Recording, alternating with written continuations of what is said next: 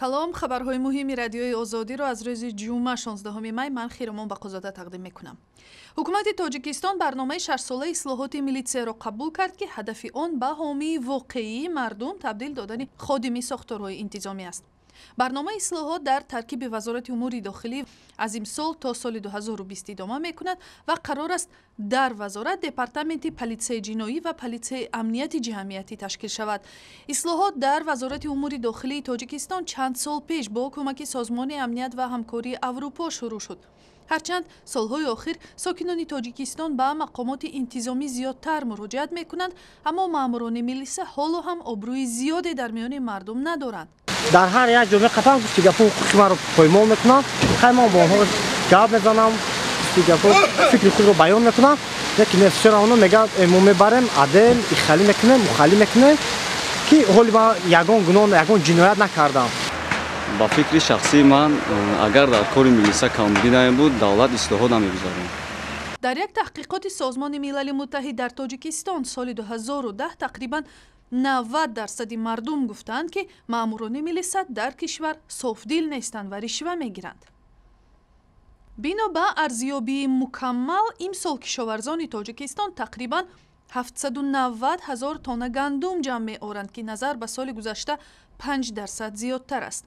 вале айни замон Тоҷикистон бояд садҳо ҳазор тонна гандум ва ғалладонаро аз хориҷа бихарад, зеро гандуми тавлиди дохилӣ барои аҳолӣ 8 миллион нафарии кишвар кифоят намекунад. бар тибқи арзиёбии муштараки Вазорати кишоварзӣ ва муассисаи кишоварзии Созмони Милали Муттаҳид, Тоҷикистон дар маҷмӯъ бояд аз моҳи июни соли 2013 то моҳи июли соли равон 962 000 тонна гандуму орд бихарад.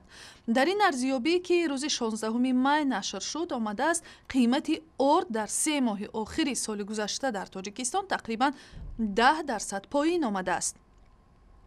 сафорати Тоҷикистон дар Русия 3 кӯдаки бесаробони тоҷикро, ки волидонашон раҳо карданд, ба душанбе фиристодааст. дафтари матбуоти сафорат рӯзи 16 май гуфт, ки Аксана Давлатшоеваи 7 моҳа, Умар Исматуллоеви 1 сола ва Маҳинаи 3 соларо рӯзи 14 май як корманди Вазорати умури дохилӣ бо ҳавопаймои Москав душанбе ба Тоҷикистон бурдааст. ба гуфтаи сафорат аз ин кӯдакон ё волидонашон даст кашиданд ва ё дар зиндон ҳастанд. кӯдакони тоҷикро то ин замон дар кӯдакистонҳои гуногуни Москав нигаҳдорӣ мекарданд ва акнун ба парваришгоҳҳои Тоҷикистон медиҳанд. дар шаҳри Душанбе ҷашнвораи мусиқии этникии ҷаз оғоз ёфт, ки дар он 60 навозанда ва овозхон аз 9 кишвар ширкат мекунанд. ҷашнвора шоми 15 май шурӯъ шуд ва мухлисон метавонанд то 3 рӯзи дигар ҳунарнамоии гурӯҳҳои мусиқиро аз Тоҷикистон, Ӯзбекистон ва Қирғизистону Қазоқистону Русия тамошо кунанд. ба гуфтаи баргузоркунандагони ҷашнвора, Вазорати фарҳанги Тоҷикистон ва дафтари ҳамкориҳои байналмилалии Швейсария, ҳадаф аз ҷамъ овардани гурӯҳҳои миллии ҷаз дар Душанбе рушди ин навъи мусиқӣ, табодули таҷриба ва наздиктар кардани миллатҳо аз роҳи ҳамкориҳои фарҳангӣ аст.